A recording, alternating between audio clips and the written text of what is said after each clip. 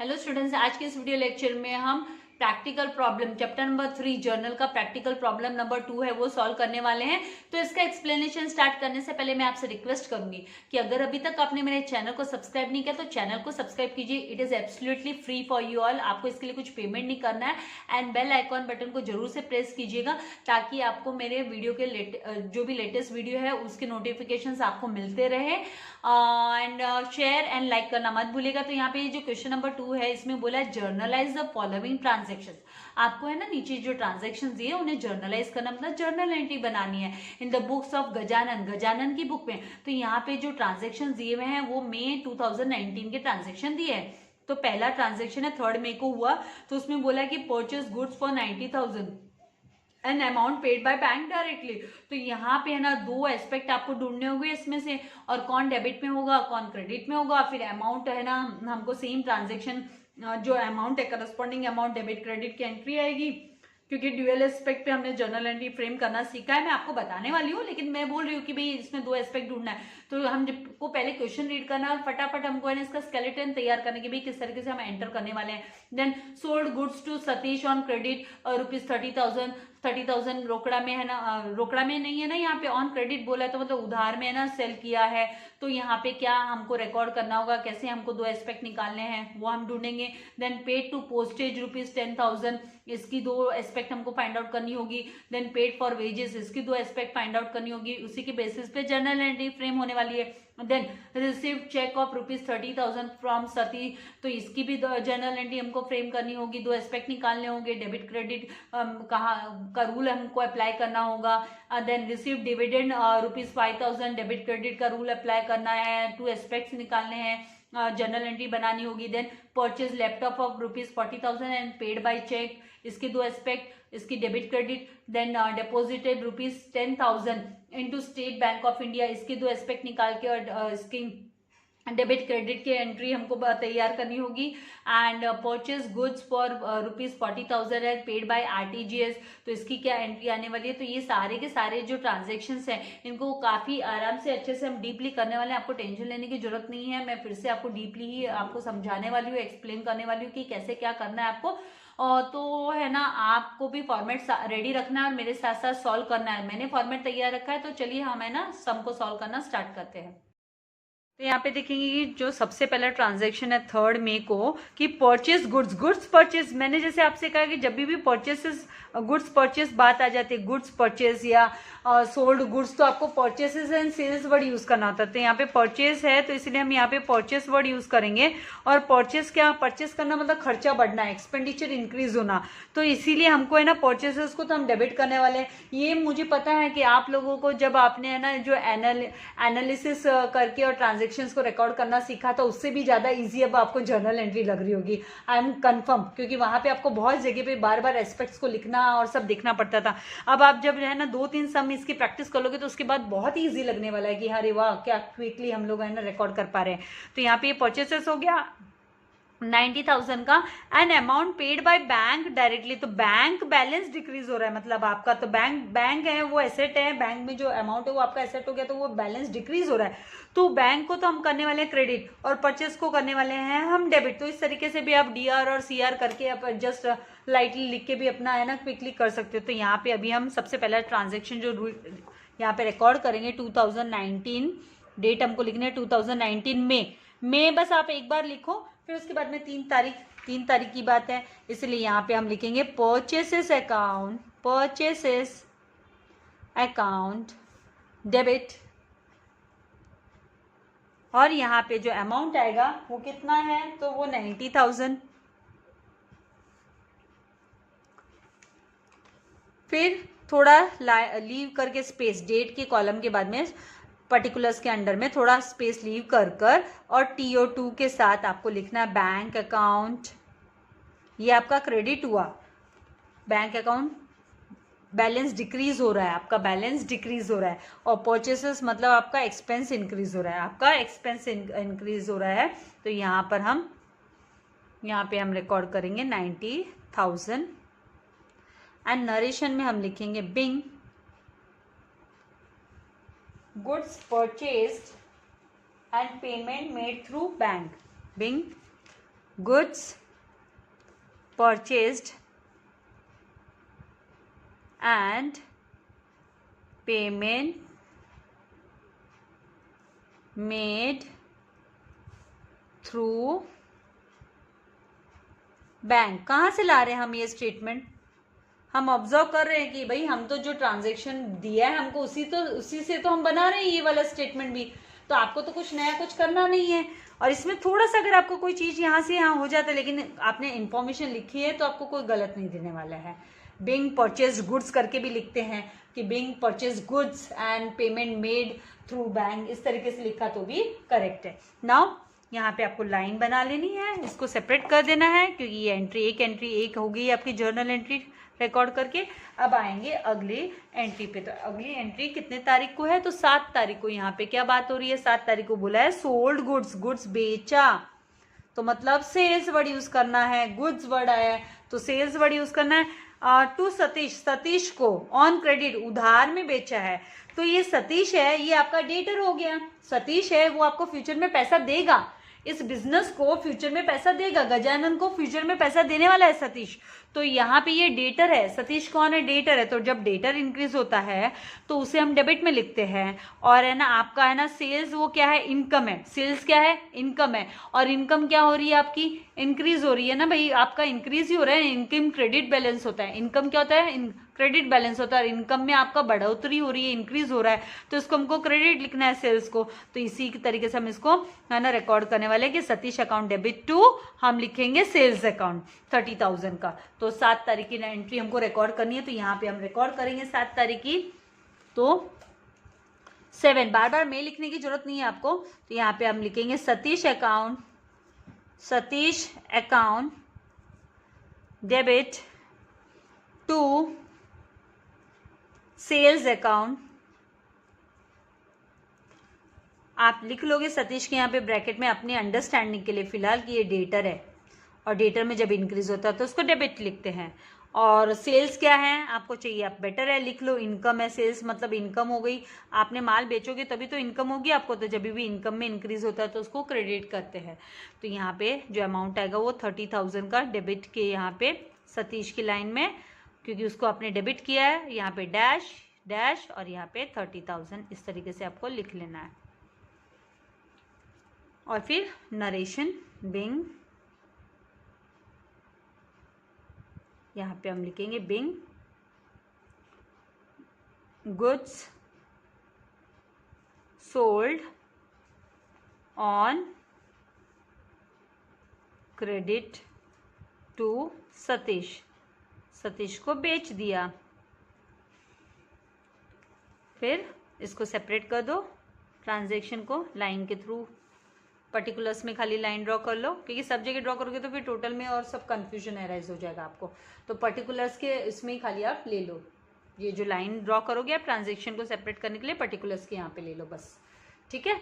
फिर उसके बाद में नेक्स्ट जो ट्रांजेक्शन्स यहाँ पे दिया है, नेक्स्ट ट्रांजेक्शन में क्या बोला है भाई, ट्रांजेक्शन 9 तारीख का ट्रांजेक्शन है। पेड फॉर पोस्टेज, पोस्टेज के लिए पेमेंट किया। पोस्टेज मतलब भाई है ना पोस्ट ऑफिस में है ना हम टिकट्स वगैरह खरीदते हैं, पोस्टेज के लिए पेमेंट किया है, पोस्टेज के चार्जेस हो गए ये। तो पोस्टेज अकाउंट मतलब ये एक्सपेंस हो गया, पेमेंट करना मतलब एक्सपेंस हो गया, तो पोस्टेज को डेबिट करेंगे। एंड यहाँ पे पेमेंट किया है मतलब कैश दे दिए है, पेमेंट किया है मतलब कैश दे चुके हैं, इसीलिए postage account debit to cash, क्योंकि कैश डिक्रीज हो रहा है एंड एक्सपेंसेस इंक्रीज हो रहा है। तो हमें है ना ट्रांजैक्शन को लिखेंगे जर्नल, मतलब इसका जर्नलाइज करेंगे, इसको जर्नलाइज करना मतलब जर्नल एंट्री फ्रेम करना। तो 9 तारीख को हम लिखेंगे पोस्टेज, यहाँ पर 9 तारीख को postage account debit, postage account, ये है ना एक्सपेंस होता है, पोस्टेज क्या है एक्सपेंस हो गया ना, खर्चा हो गया एक्सपेंस, मैं लिख रही हूँ पर्पसली, इसमें इंक्रीज होना मतलब आपको डेबिट, एक्सपेंस में इंक्रीज होना मतलब आपको डेबिट करना है। और यहाँ पर हम है ना लिख लेंगे इसका जो पोस्टेज का जो कितना अमाउंट है ना पेमेंट किया पोस्टेज का 10,000 का। तो 10,000 का भाई बिजनेस में है ना पार्सल है, यहाँ से वहाँ कुरियर, यहाँ से वहाँ जाते हैं, राइट। यहाँ पे क्रेडिट में डैश, फिर यहाँ पे थोड़ा सा है ना लाइन लीव करके, सेकंड लाइन में जब हम आएंगे नीचे लीव करने के बाद थोड़ा सा स्पेस लीव करने के बाद फिर आप TO2 लिख के और कैश अकाउंट कैश अकाउंट को क्रेडिट कर रहे हैं। भाई क्यों क्रेडिट कर रहे हैं? क्योंकि यहाँ पे कैश मतलब एसेट है, और जब भी आपके एसेट में डिक्रीज होता है, एसेट में डिक्रीज होता है तो आप उसको क्रेडिट करते हो। तो यहाँ पे हम 10,000 को क्रेडिट में लिख देंगे। तो करस्पॉन्डिंग एंट्री आती है, सेम अमाउंट है ना, यहाँ पे डेबिट एंड क्रेडिट में जो ट्रांजेक्शन होता है, सेम ट्रांजेक्शन, उसका सेम अमाउंट का इफेक्ट आता है। तो इस तरीके से आपको लिखना है।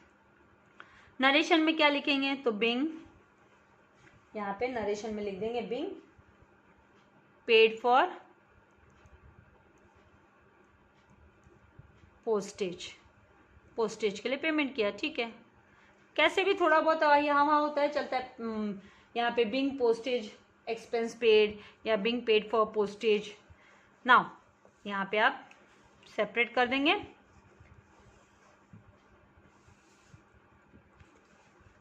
नेक्स्ट जो आएगा ट्रांजेक्शन वो है 12 तारीख को।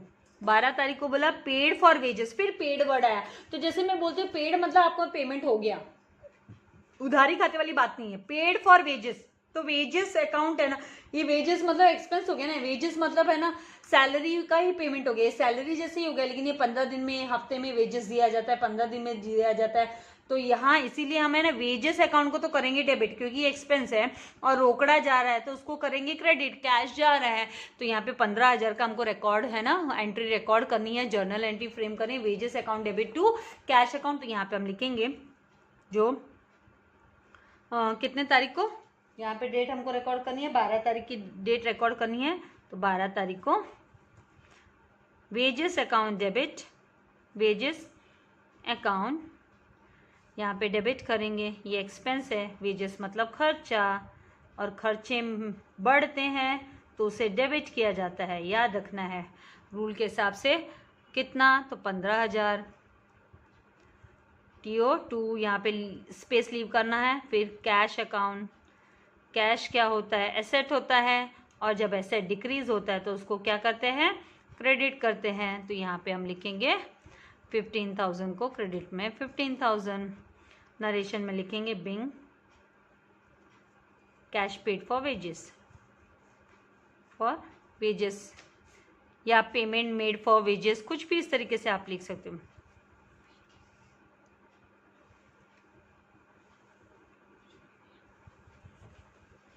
नाउ नेक्स्ट जो यहाँ पे दिया है वो दिया है 15 तारीख को रिसीव्ड चेक, चेक रिसीव हुआ 15,000 का फ्रॉम सती। अभी देखो सती से 15,000 का चेक रिसीव हुआ, रिसीव्ड चेक ऑफ ₹30,000। तो 30,000 का चेक रिसीव हुआ। तो यहाँ पर हमें ना इसकी एंट्री, जब हम इसकी एंट्री लिखेंगे तो मतलब बैंक में हम उसको डिपॉजिट कर रहे हैं, तो बैंक बैलेंस इंक्रीज करने के लिए, राइट। तो यहाँ पर हम क्या करेंगे, यहाँ पे चेक मतलब बैंक से रिलेटेड हो गया, बैंक बैलेंस इंक्रीज होने वाला है, सती ने दे दिया ना भाई, चेक दिया है हमको। और गिवर कौन है, मतलब यहाँ पे इसने पेमेंट किया है हमको इसको, तो हम यहाँ पे इसको सती का को क्रेडिट कर देंगे एंड है ना बैंक अकाउंट को डेबिट कर देंगे। बैंक बैलेंस इंक्रीज हो रहा है, और ये सती हमारी डेटर रही होगी, डेटर रही होगी बिजनेस में, तो वो है ना उसका डेटर के यहाँ से हमको है ना ऑटो कैंसिल करना है, तो हमको उसको अभी क्रेडिट करना है, सती के नाम को क्रेडिट कर देना है। तो यहाँ पे हम लिखेंगे 30,000 का जो है उसका रिकॉर्ड हम इस तरीके से लिखेंगे कि 15 तारीख को है ना सती ने चेक दिया, हमने डिपॉजिट कर दिया बैंक में। ये है ना एक्चुअली पैसा तभी आता है जब ये क्लियर होना चाहिए चेक, लेकिन अभी आप जर्नल एंट्री सीख रहे हो, ऑब्वियसली वो पेमेंट तो उसको क्लियर करना ही है। तो यहाँ पे हम जो अमाउंट है 30,000 का, वो bank account, bank balance increase होगा, मतलब यहाँ पे एसेट इंक्रीज हो गया, इसका मतलब एसेट इंक्रीज हो गया, इसीलिए इसको डेबिट में कर दिया। टू सती, ये हमारी डेटर रही है, मतलब गजानन की डेटर है, तो इसने पेमेंट कर दिया 30,000 का। तो अब इसका खाते के यहाँ से हमको ऑटो इसको डिक्रीज करना होगा, मतलब डेटर डिक्रीज हो गया। यहाँ पे डेटर आप चाहिए, बेटर है आप यहाँ पे लिख लो कॉन्सेप्ट को समझने के लिए, डेटर डिक्रीज हो गया। मॉडर्न अप्रोच के हिसाब से डेटर क्या हो गया, डिक्रीज हो गया। तो डेटर सती को लिख लो कि डेटर डिक्रीज हो गया। तो यहाँ पे अभी नरेशन में हम लिखेंगे being cheque received from being, ये है ना रियलाइज है इसका, ये रियलाइज होना चाहिए चेक, मतलब पास होना चाहिए, इसमें पैसा आना चाहिए हमारे खाते में, ये कंडीशन होती है। पर ठीक है, यहाँ पे हम जर्नल एंट्री फ्रेम करना सीख रहे हैं, बाद में ऑब्वियसली बिजनेस में जब भी ट्रांजेक्शन्स होते हैं तो चीट का चांसेस बहुत कम होता है अगर लॉन्ग टर्म चलाना होता है तो being cheque received from Satish. Now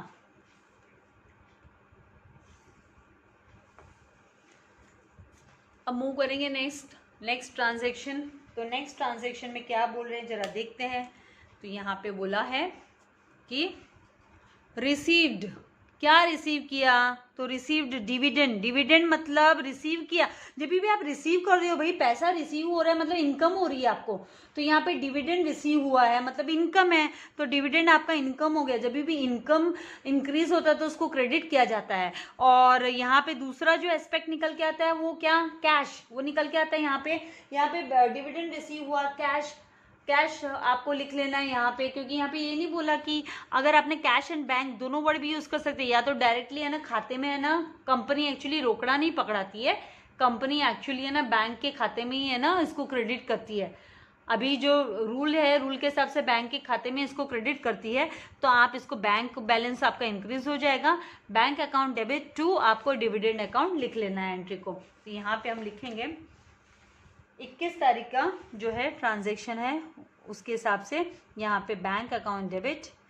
कहाँ पे आपको कैश भी इसके लिए देखने मिल सकता है, लेकिन है ना इन जनरल अगर आपको प्रैक्टिकली हम अगर बात करें तो डिविडेंड कभी भी है ना बैंक अकाउंट में क्रेडिट होता है कंपनी के द्वारा, है ना।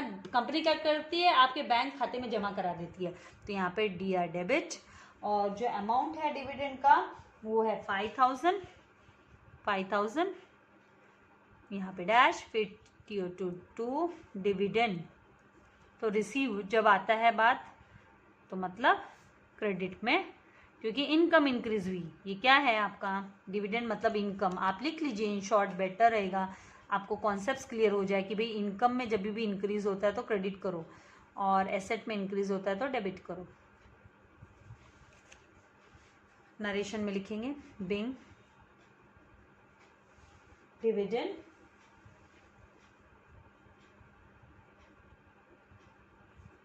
रिसीव्ड, इस तरीके से आपको एंट्री लिखनी है और आपको इसको सेपरेट कर देना है इस तरीके से, ताकि मिक्सअप ना हो आपका कॉन्सेप्ट। क्योंकि देखो लाइन लीव करते जाएंगे तो फिर आपको बहुत स्पेस चाहिए रहेगी, तो हमको लाइन भी लीव नहीं करनी है, इसीलिए ये लाइन ड्रॉ कर लेनी है, बेटर है। अभी नेक्स्ट मूव करेंगे, नेक्स्ट ट्रांजेक्शन पे आ रहे हैं, क्योंकि ज़्यादा ट्रांजेक्शन्स जब भी बढ़ेंगे तो फिर आप लोगों को फिर बहुत पेजेस टर्न करने पड़ेंगे। यहाँ पे अभी देखिए परचेज लैपटॉप, परचेज के मैंने आपसे पहले बोला, लैपटॉप हुआ, मोटर कार हुआ, फर्नीचर हुआ, मशीनरी हुई, हाँ, प्रिंटर हुआ, एयर कंडीशन हुआ, तो ये सब एसेट्स में आ जाता है। ये सब क्या आ जाता है, एसेट्स आ जाता है। तो यहाँ पे ये लैपटॉप है, ये एसेट्स है, तो यहाँ पे अभी हम है ना परचेसेस वर्ड यूज नहीं करेंगे, यहाँ पे लैपटॉप वर्ड यूज करने वाले हैं। लैपटॉप आया बिजनेस में मतलब एसेट इंक्रीज हुआ, तो एक तो आ गया लैपटॉप अकाउंट को तो डेबिट करना है हमको, यहाँ पे ये DR होगा, ये डेबिट होगा। अगली बार मैं आपको यहाँ पे DR और उस हिसाब से बताऊंगी।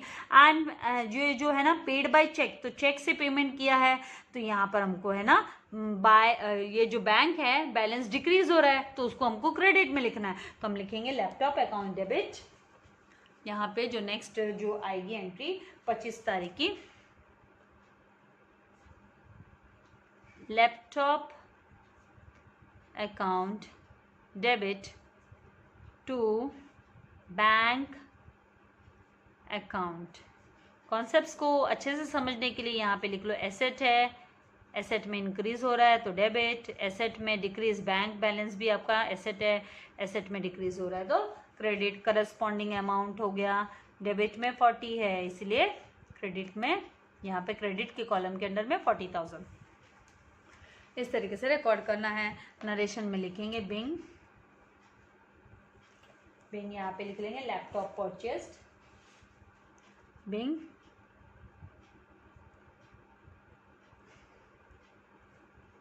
laptop purchased and payment made, यहाँ पे चेक वर्ड यूज किया तो मेड बाय चेक या पेड बाय चेक भी आप लिख सकते हो, दोनों भी सही है। नाउ नेक्स्ट जो ट्रांजेक्शन है, सेकेंड लास्ट ट्रांजेक्शन है अभी इसका, कि डिपॉजिटेड कैश, भाई रोकड़ा जमा कराया, बिजनेस से तो कैश गया ना, कहाँ जमा कराया, स्टेट बैंक ऑफ इंडिया में। तो आपका जो स्टेट बैंक ऑफ इंडिया का खाता है वो हो गया, उसमें बैलेंस हो गया आपका इंक्रीज, मतलब आपके ही खाते में जाएगा ना, स्टेट बैंक ऑफ इंडिया को थोड़ी ना दिया, स्टेट बैंक ऑफ इंडिया को थोड़ी ना दिया आपने, क्या स्टेट बैंक ऑफ इंडिया को दे दिया क्या, नहीं ना, आपने स्टेट बैंक ऑफ इंडिया में जो आपका खाता है उसमें पैसा गया है, इसीलिए आप इसको बैंक अकाउंट को करोगे डेबिट क्योंकि आपका बैंक बैलेंस इंक्रीज हो गया, एंड कैश को करोगे आप क्रेडिट क्योंकि कैश बैलेंस डिक्रीज हो गया, दोनों भी है एसेट। तो यहाँ पे हम लिखेंगे कितने तारीख को, 28 तारीख को बैंक अकाउंट, कहाँ पे है ना, बैंक का नाम भी लिखा होता है, नो इशू, लेकिन वो बैंक को नहीं दिया है, वैसे बैंक में गया है नो डाउट, लेकिन आपके खाते में गया वो पैसा। अगर बैंक का नाम भी लिखा, अगर आपने कहीं पे देख लिया तो no need to take tension, asset increase हो रहा है। और कितने का कैश कितना आया भाई बैंक में, तो 10,000 आया, आपके खाते में 10,000 जमा हो गया। 2 कैश बैलेंस डिक्रीज हो रहा है, ये भी एसेट है, लेकिन ये तो डिक्रीज हो रहा है भाई, बिजनेस से तो जा रहा है, तो यहाँ पे 10,000 को इस तरीके से लिखना है, नरेशन में लिखना है being cash deposited into State Bank of India, लिख दो यहाँ पे बिंग कैश डिपॉजिटेड इनटू, आपके हाथ से पैसा तो गया ना, बैंक में क्या चला गया ना, state Bank of India, SBI है ना ये। नाउ लास्ट ट्रांजेक्शन, गजानन की जर्नल बुक का लास्ट ट्रांजेक्शन अभी हम रिकॉर्ड करने वाले हैं। लास्ट ट्रांजेक्शन में अभी देखिए क्या बोला है, परचेस्ड गुड्स परचेज किया फॉर ₹40,000, 40,000 का, 40,000 का सामान खरीदा, गुड्स खरीदा, गुड्स आ गया ना वर्ड, तो परचेसेस वर्ड यूज करना है आपको, क्या यूज करना है, purchases, and paid bye RTGS. RTGS का फुल फॉर्म क्या होता है, आरटीजीएस का मतलब होता है real time gross settlement, RTGS मतलब रियल टाइम ग्रॉस सेटलमेंट, इसका मतलब ये है ना, क्या है ये, है ना क्विकली, है ना पेमेंट करने का जरिया है, आपको क्विकली पेमेंट करना है। इसमें क्विक पेमेंट करने के लिए IMPS भी होता है, जिसे बोला जाता है immediate payment services, and then NEFT होता है, नेट इलेक्ट्रॉनिक फंड ट्रांसफर, तो ये सब है ना क्विकली, है ना पेमेंट करने के तरीके हैं। तो यहाँ पे RTGS कर दिया, तो मतलब ऐसा नहीं कि RTGS को आप है ना यहाँ पे है ना क्रेडिट करने वाले हो, आपको तो यहाँ पे लेकिन लिखना होगा बैंक अकाउंट, क्योंकि आपके खाते से पैसा जाने वाला है। तो यहाँ पे हम लिखेंगे जो लास्ट 31 को, मई में 31 होता है ना, डेज कितने डेज होते हैं, 31, ये भी याद रखना जरूरी है, बहुत इंपॉर्टेंट है। ऐसा नहीं है कि भाई भूल जाओ इन चीज़ों को, आगे सीख रहे हैं तो पीछे का भूल जाए, ऐसा नहीं होता ना। परचेसेस अकाउंट डेबिट, यहाँ पे ये एक्सपेंस है इसीलिए इसको हमने कर दिया, एक्सपेंसेस इंक्रीज हो रहा है तो डेबिट, और अमाउंट कितना है 40,000। लाइन थोड़ा सा स्पेस लीव कर टू बैंक अकाउंट ब्रैकेट में लिख लो भाई, ये आपका एसेट है, आरटीजीएस है मतलब ये आपका बैंक, आरटीजीएस मतलब बैंक में, बैंक से, आपके बैंक से ही पैसा जा रहा है, ये एसेट है, यहाँ एसेट डिक्रीज हो रहा है। ये मैं पेंसिल से पर्पसली लिख रही हूँ बच्चा आप लोगों के लिए, ताकि आपको कॉन्सेप्ट है ना क्लियर रहे, आपके सामने बार बार दिखते रहे ये फॉर्मूलास, ये जो रूल है मतलब, नॉट फॉर्मूलास। नरेशन में लिखेंगे बिंग, यहाँ पे गुड्स परचेस्ड,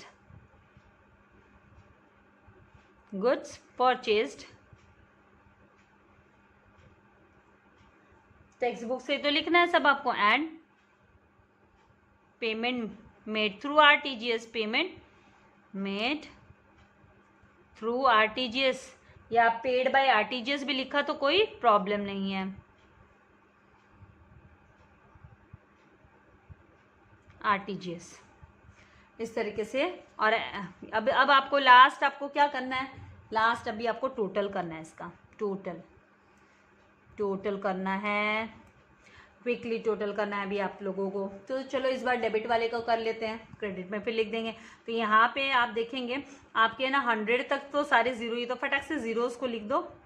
ये तो आप चाहिए तो आप ऐसे 90,000 प्लस 30,000 कितना होता है, तो 1,20,000, 1,20,000 प्लस 10 कितना होता है, तो 1,30,000, 1,30,000 प्लस 15,000 कितना होता है, तो यहाँ पे आ जाएगा 1,45,000, 1,45,000 प्लस 30,000 कितना होता है, तो 1,75,000, 1,75,000 प्लस 5,000 कितना होता है, तो 1,80,000 एंड 1,80,000 प्लस 40,000 कितना होता है, तो 2,20,000, 2,20,000 प्लस 10,000 कितना होता है, तो 2,20,000 प्लस 10,000 2,30,000 हो गया एंड 2,30,000 प्लस 40,000 कितना होता है, तो 2,70,000। तो आपको ऐसे कंफर्टेबल लगता है तो आप ऐसे कर सकते हो, और अगर आपको इस तरीके से टोटल करते हुए देखना है तो ऐसे कर सकते हो। लेकिन है ना, इन अमाउंट्स को उठा के पीछे लेके जाके वर्किंग नोट में लेके जाके फिर कैलकुलेट नहीं करना, फिर है ना एडिंग नहीं करना, क्योंकि ऐसे स्टूडेंट्स को मैंने करते हुए देखा है, इसीलिए मैं आप लोगों को बोल रही हूँ उस तरीके से मत फॉलो करना।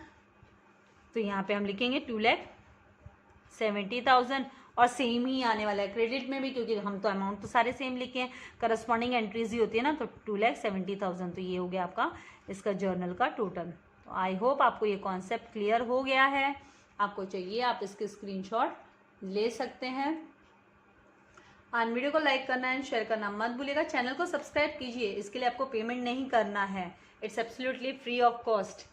ओनली आपको बेल आइकन को प्रेस करना है, सब्सक्राइब करना है, ताकि आपको लेटेस्ट वीडियो के नोटिफिकेशन सबसे पहले मिले। Thank you very much. God bless you all dear students.